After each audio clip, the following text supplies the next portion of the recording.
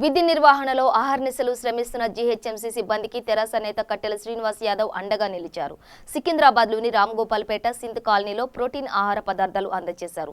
Chicken, గుడ్లు పంపిణీ చేశారు. లాక్డౌన్ నేపథ్యంలో జీహెచ్ఎంసీ పారిశుద్ధ్య కార్మికులు అద్భుతంగా పనిచేస్తున్నారని ఆయన ప్రశంసించారు.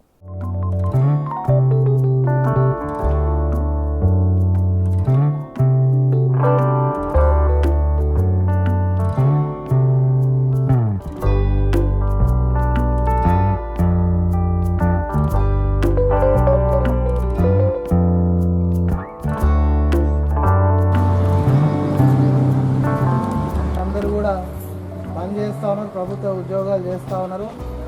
ఈ కరోనా అనే వ్యాధిని అరికట్టడానికి మీరు స్ప్రేలు చేస్తూ ఈ ప్రాంతాన్ని శుభ్రం చేస్తున్నందుకు పెద్ద మనసుతో మరి మీ ఆటను కోడిగుడ్లు ఇవ్వడం జరిగింది.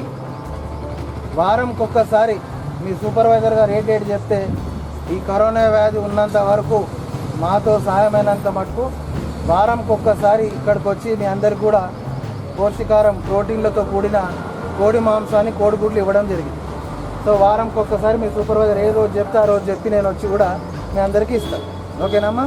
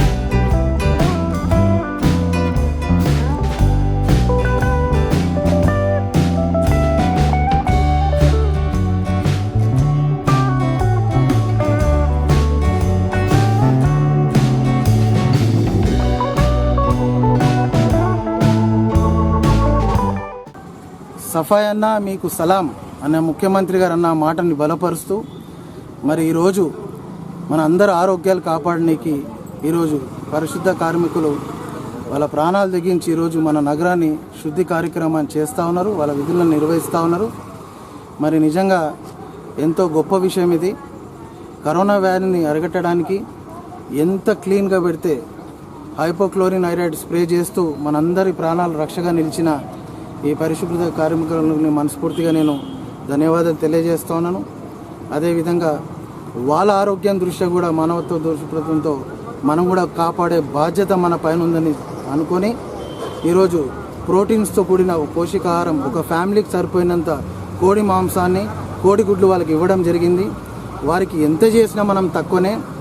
ఈ రాష్ట్రంలో సేవ చేస్తున్న వైద్య బృందాల డాక్టర్లకి, అదేవిధంగా అన్నదాత రైతులకి, అదేవిధంగా ఈ పారిశుభ్ర కార్మికులకి మనస్ఫూర్తిగా నేను నా శిరస్సు వంచి ధన్యవాదాలు తెలియజేస్తా ఉన్నాను.